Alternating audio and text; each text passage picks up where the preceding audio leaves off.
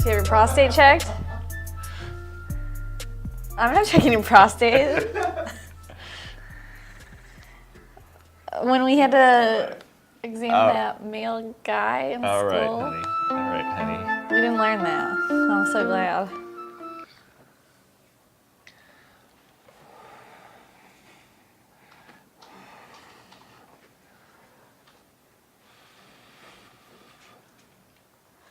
Oh, you're sticking your tongue out. Oh, she's been doing that so much. That.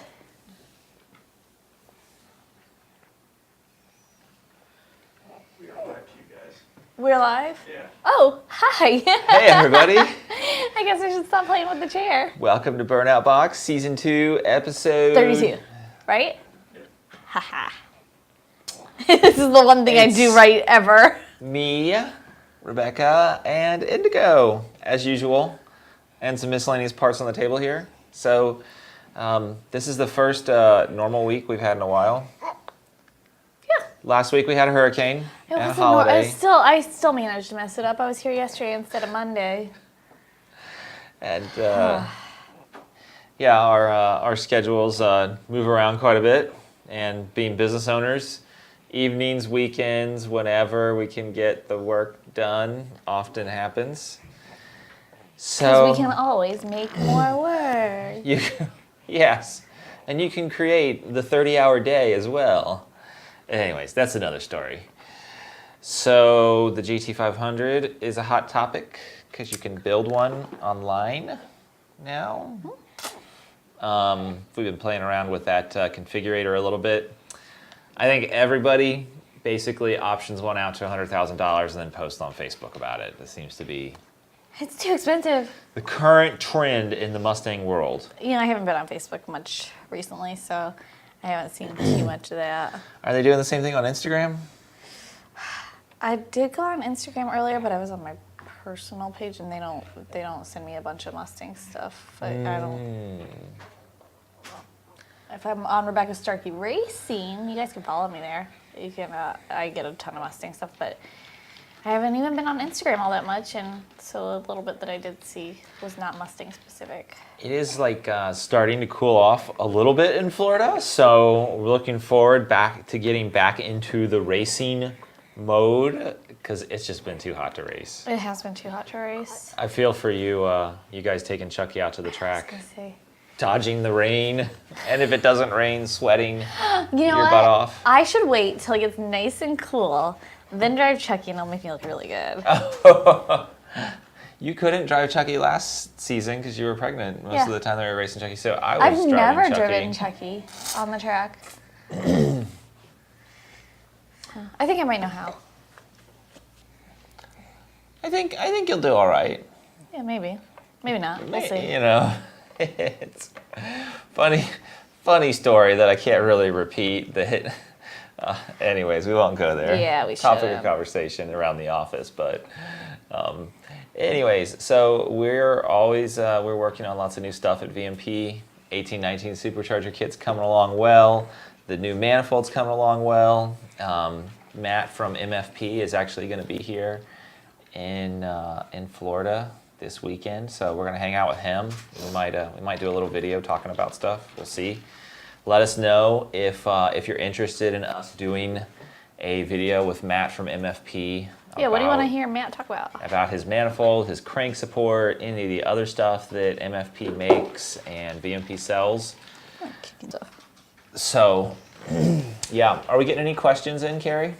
We're getting some comments, just a FYI, for those in Facebook land. Yes, our internet seems to be interrupting in and out, so if you could go over to YouTube if you're having issues. YouTube is better. Better right now. Ooh, the wrath of Sheryl Sandberg is going to come and get you. The wrath of Cheryl. What about Mark Zuckerberg?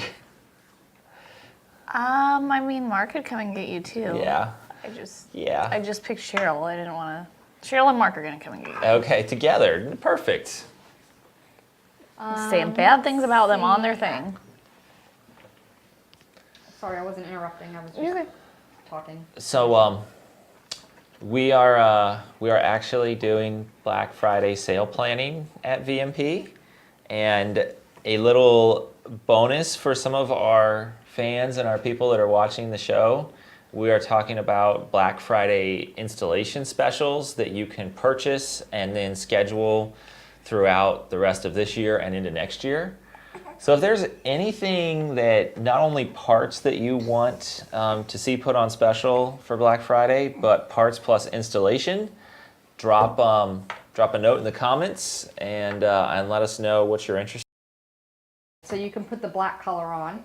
I commented and I said I am kind of digging the Ford Performance blue. Have you seen that one yet? I don't. A dusty blue. Oh really? Chris had it up. Are you bringing it up, Chris? So they could see it because it's kind of cool. It's a little different. It's like. Do you remember? Oh, that's it. That's it. That's kind of cool. Yeah. Is it? Can you throw it up on the screen for everybody? Yeah, it's like a dusty. It's not. It's a little different. I like it. Let's see. Mustang the best 2200 says that GT500 is the best. Bubba Blue says Kona Blue's the best though. Janssen 50 says good day y'all from the Great White North. Hello. Hey. So I missed the opening. I think when we must have said that we were going live, and maybe there was still conversation because it says most random opening ever. Carlos says hi VMP. Janssen 50 says you're live. Thumbs up, thumbs up. Look at Justin being a cute daddy. Just Starlin says, so when you guys put a TH400 in Rebecca's car, We was did that. the 4R200 hub out yet? And would you have done that instead? I just recall you guys saying how leak prone the 400 is and the 4R200 keeps OD. The 4R200 was not out yet, but it was closely behind it. We would not have, and there's a couple of really specific reasons specific to me that we would not have done it, and I would not say that I would never. I would consider with. I like a 6R80. I'd consider a 4R200 in the car. The thing that I really needed the Turbo 400 for was class racing. I was planning on going to a car. I'm still planning on going to a car that makes a lot of horsepower, wanted a Turbo 400, and needed to practice on a Turbo 400, basically. So it was for me to get used to driving with that trans, and then the trans brake functionality. Yeah. So I needed it for those two things. And everything Rebecca's talking about, it all came down to reaction time and some car setup things. So when you take gear ratio out of first gear, the car hooks a lot more consistently, and you use the torque converter to put down the power over. You've got all this power, and if you put it down all at once, sometimes you lose it and form a tire spin. If you can accelerate the engine more slowly and run up against the torque converter, you can spread out the application of power across the whole 60 foot and get a much better track time. And that's one way to really dumb down what all this gear ratio and type stuff is. And definitely, it forced us to. I mean, it's something we would have had to have done anyways, but it was probably a little bit different. But learning converter tuning and stuff, yeah. It has definitely been a forced development. There's some things that a 6R80 does really well, especially on lower horsepower combinations, and then there's some stuff that a Turbo 400 and the Power Glide do really well, and then the 4R200 kind of sits in the middle. And I love my Turbo 400, leaks and all, so. Chris Bouchard wants to know, how high can you rub a Gen 2 Coyote before you need to look into oil pump, timing, sprocket, and valve strength? That's a great question. It really... So, the factory cams, factory valve springs, all that componentry is really well matched together. The variable that people introduce when they modify them is cams with higher lift, and then valve springs with higher spring pressure to support the higher lift, and then you put more load on the change, the tensioners, all this other stuff, and that's when you find the weak points. So if you do it the right way, pretty much everybody uses the factory chains. Like, there's not necessarily a better chain. Yeah. But they end up going to gears that you can degree. You get rid of the phasers, and you take the variability of variable cam timing out. And then, it's all like in moderation. Like here, can you hold her? The Coyote, the 4-valve cylinder head, it has a whole lot of, it doesn't need a whole lot of lift because Joe's feeling really good about 163R throttle bodies. I think we have a spring spec that we're putting in them, but I'll check with Joe, but we might be able to send one out to you pretty soon.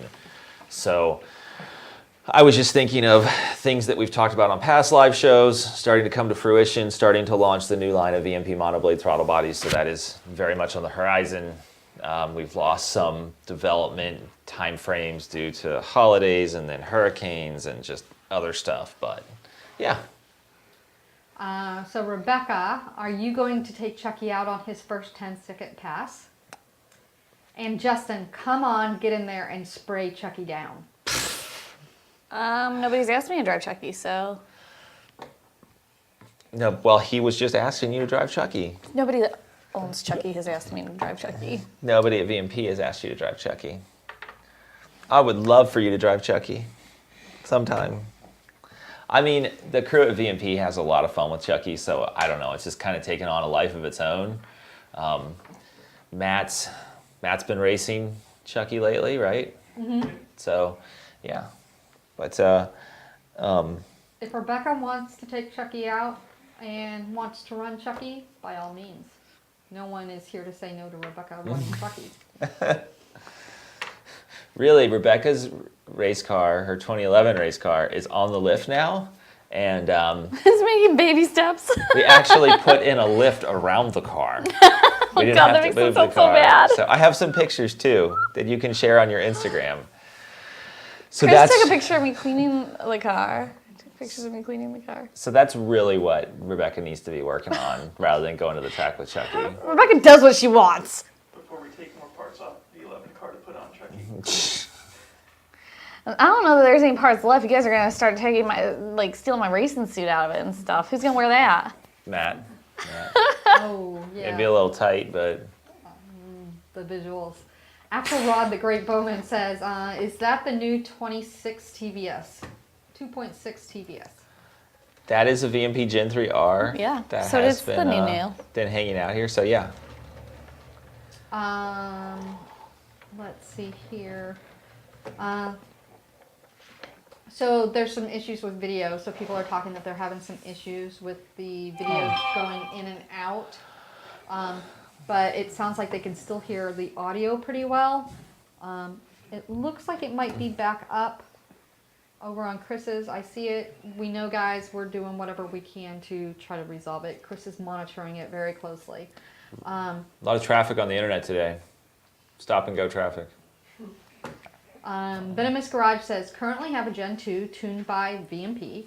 If I upgrade to the Gen 3R, will you still tune me on 91 octane? I'm in California. Yes, we will.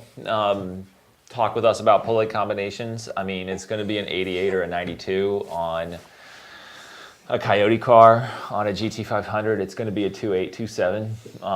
Both combinations, GT500 is at least low compression, Coyote car, knock sensors, and we can keep the power up even without a whole lot of boost. So that's the good and the bad of those two things. Have you guys seen the one-off 2020 Shelby GT500 that Ford is auctioning off for charity?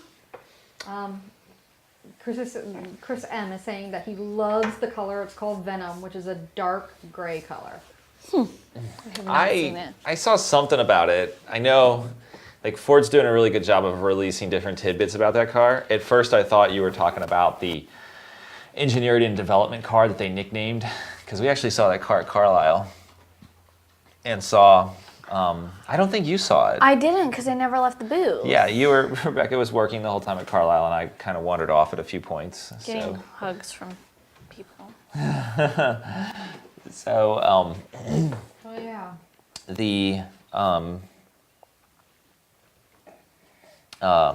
Yeah, but no, that's pretty cool. I always wonder where those cars go. I mean, somebody pays a bunch of money for them and puts them in a collection, and you never hear about them again. Okay, Rickett NPD. He has what, the millionth car ever off the Ford line. He collects stuff like that. Like, Yeah. Some interesting stuff. I heard Josh Kluger may have sold all of his Mustangs, so his GT350R is no longer in Rick's collection. The GT500, the Venom one, they're selling, it's a fundraiser for type 1 diabetes. They did that with It's a Raptor $10 too. a ticket. Yeah, they did that with Wow. a Raptor. Mitchell bought tickets at SEMA, and they had a really, really cool hat. And Mitchell's like, "Hey, can I get that hat?" And they're like, "It's a prototype. No, you can't get it." And he's like, "What if I buy 10 tickets?" And they're like, "You really like the hat? You can have the hat." Oh, that's right. He told Yeah. us that story. He laid down $100. Man, we should bring Mitchell to I was SEMA. with him. Oh, you were with him. Yeah. Mitchell, if you're watching, you should come to SEMA with us again this year. Yeah, we're gonna have some cool stuff at SEMA Yeah. this year. Do we want to talk about that, or is that secret? I don't know. I feel like it's a little bit secret. Okay, let's keep it a secret from Yeah. now. But we're gonna have cool stuff there, and Yeah. if you want to see it, come to SEMA or watch our social channels Yeah. after SEMA. Yeah. Janssen 50 says, any experience with L&M intake only cams with Boss exhaust cams on a Gen 1 motor, looking to optimize my Chevy setup. You know, we've done some L&M intake only stuff on some blower cars, and we weren't able to get the numbers we wanted out of it. They were good numbers. They just weren't what we were hoping to see. So if you're going to go in there, I would change both cams. Brandon McKenna wants to know, what are your thoughts on the 2020 Shelby Mustang GT500? Gosh, where do I start? So I just did a video about 2020 Shelby GT500 versus the C8 Corvette, and I had a very, very strong opinion around that for one specific reason, and that's where Chevy, everybody's comparing the two cars because they're like the next big cars to launch, and I think it's a valid comparison, but I have a specific reason why I feel like Chevy messed up and the GT500 is going to be more successful. And it all comes down to horsepower at the end of the day, and not necessarily the rated horsepower, because anybody can modify a car and make more horsepower, but there is one key to success that is necessary when modifying, and we happen to be experts in that here at VMP, so I feel like I can speak to that. But we'll wait for that video to come out. We'll tell you more about that. What was the original question, Carrie? What are your thoughts on the 2020 Shelby GT500? It's an awesome car. It's going to be really moddable, which is what makes Mustangs great. And there's a whole lot of technology and engineering that Ford put into that. And, you know, like everybody's going to be buying the factory 2020 GT500 parts to use them in racing programs, upgrades, modifications. Like, we're all learning a lot, you know, there's a trickle-down technology effect from Ford putting millions of dollars into engineering a car that benefits the entire Mustang community. Jeff Scarland asked previously, I believe, was it Tuning Tuesday you asked it, Jeff, or was it last episode of Burnout Box? Anyway, he asked previously about a Cobra Jet intake manifold on my 19 F-150 along with headers and 85 dedicated tune. He says, you guessed in the 100 rear wheel horsepower range gain. How about a Boss or an 18 Mustang intake manifold with the same headers and E85 tune. Ooh. You know, we talked about doing an F-150 intake shootout. We just never got a chance to do it. All the intakes are going to make within 5 to 10 horsepower peak. The magic is going to be in the shape of the curve. The Cobra Jet generally has a really good area under the curve, so does the 18 up. I haven't tested the Boss on that specific application, but I'm not always crazy about the shape of the curve. So that's that. He said the Cobra Jet's pretty expensive, that's why he's asking.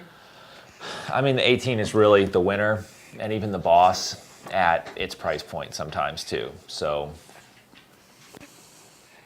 Alexander says, hey VMP, first time on the live chat. Always like to watch the reruns after work. Welcome. Thanks for joining us. That's awesome. You watch the reruns. That's pretty cool. Inconsiderate says, hi, I plan on picking up a 19 GT and getting the Stage 2 Wiggle Kit with long tube headers and OPGs. With that kit, is it possible to do a flex fuel tune, or would I need to upgrade the fuel system? Most tuners do not want to do flex fuel on blower cars, because if the fuel is not inferred right for some reason, you could run extremely lean. Additionally, you will need, you know what, on the 18s, you can do low boost on E85 with just a pump upgrade. But most people are going to go ahead and upgrade to a return style fuel system to support making a lot more power. Hey guys, any update on the 18-up Mustang kit? We are going to start releasing more information on that. Yeah, more information is coming. Okay. Chris says, this is a follow-up to a question that he had earlier.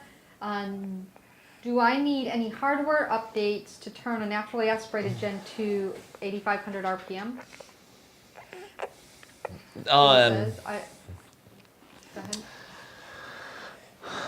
I don't know that your oil pump. So okay, now I remember the actual original question. Yeah, like I was gonna say, do you need me to read it? It was centered around like the oil pump gears. Sprockets and yeah. He asked about oil pump gears, chains, valves, Like, rings. Just running high RPM won't necessarily shatter the oil pump gears. And a lot of the road race teams ran naturally aspirated Coyotes at very high RPM levels for a long time before we knew about the oil pump gear problems. So I feel like the oil pump gear stuff is more of a power adder problem, honestly.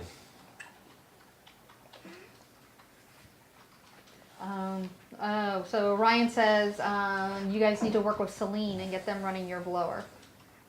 That'll be on the table once our 1819 kit is out. John Cardone says, have a goal of putting a tire in the air. Auto Gen 2R Gen 1 motor. Any suggestions? Also, please have a Rebecca versus Cletus race. Oh gosh. I wonder, would you appreciate that? Yeah. I mean, I think our cars, I think Leroy and my car are pretty well matched. Yeah. I think it'd be a good race. Yeah. So Rebecca, you can speak to putting a tire in the air on a Gen 1 Coyote. I mean, yeah. With that, with the Gen 2R, you can definitely do it. How fast were you going when your car started pulling the tires? Oh God, 10. It was like 10 O's.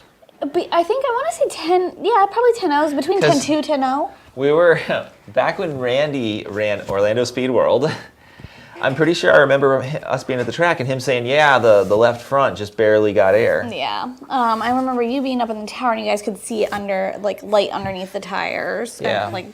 But I mean, yeah, you've got going low tens. You have the power to do it. Your suspension needs to be right, and yeah, that's that. And once you have the rear suspension right with the anti-roll bar and everything, it'll pick up both tires, not just one. Yep, but absolutely. The anti-roll bar. That was the one key. thing when she said tire, I was like, oh, anti-roll bar. Yeah. I had maybe 1, 2, 3, 4, 5, 6 questions and or comments. I'm going to try and get through those. Okay. But we're having some streaming issues. Okay, well, let's get So- through those. I'll talk about these, and then we'll finish up for today. Sounds good. Alexander says, when your new 18 to 20 2650 blower kit comes out, will it be backwards compatible with 15 to 17 GTs? I want a 2650 front feed, and I want it to be your brand under my hood. That's a really interesting question. Initially, we're going to be focused on 18 to 20 initially, but that's not to say that we're not going to look at the older applications after we get that initial 18 to 20 fitment out. Slab Shack's on the line, says, if an engine doesn't make more power over a certain RPM, why limit it to that RPM if the engine can spin higher safely? Couldn't that cost someone a race? I would say it would really just depend on the area under the curve. Tori says, I'll be at SEMA. We got Tori Bisnet. Okay. I'll be at SEMA. We got a car entered for the build off. Nice. cool. It will be at the Field Wheels Bow. See you there. Very cool. He says it's a 32 twin turbo Chevy low cab. Cool. Nice. Jansen50 says, would you consider swapping the cams in a car like Chucky? Is it worth the cost or gains? If so, what cams would you recommend for an NA Gen 1 6R80 Mustang? If you're going to do the labor yourself and you have the supporting mods like a torque converter, an intake manifold, then it's not a bad idea. It's when you have to pay somebody the labor that it gets expensive. And you heard me say torque converter. We're not big fans of high stall torque converters on lightly modified cars. Yeah. But when you put cams in, you're going to lose low end torque. And you run the risk of the car feeling and being slower than it was before because of that loss of low end torque. Boosted F-150, I believe is Dorian, says, hey guys. Hey Dorian. Hey, Dorian. And with that said, you're caught up. So Cool. Cool. So I'm just going to talk about these orange blobs that have been sitting on the desk. I don't know if they show up on camera really well since they're so bright orange, but they are pulleys. And we have brought 3D printing capability in-house to speed up development times. And I actually did some light modeling and revisions to these. So pretty cool stuff that we're starting to play around with here. And with that, Rebecca, do you have anything you want to add? So Rebecca and I are going to be in Copenhagen next week with the family. So the shop is going to do Burnout Box, and I think they're going to go on a little shop tour, show you what's going on out in the shop. The show will go on. The show will go on without us. So the shop, we did that like a year ago, and we just kind of got out of the habit of doing it. So we're going to bring that back. And Rebecca and I in the shop are working on her race car, her 2011 race car, and getting that back out to the track soon. So it's kind of a little bit about what's going on with VMP. Drop some comments or suggestions if you're watching this after the live show. But for now, you had asked about the Black Friday thing? oh yeah, Not one person commented. not one comment. All right. Well, can't say we didn't ask. So with that, I think that's it. Bye, You say everyone. bye-bye, Indigo? Bye-bye. Bye-bye. I hope she has a Okay. much nicer voice than that. Okay, yeah, I hope so too. Thanks for watching, everybody. Make sure you like, subscribe, and share. We'll see you in 2 weeks.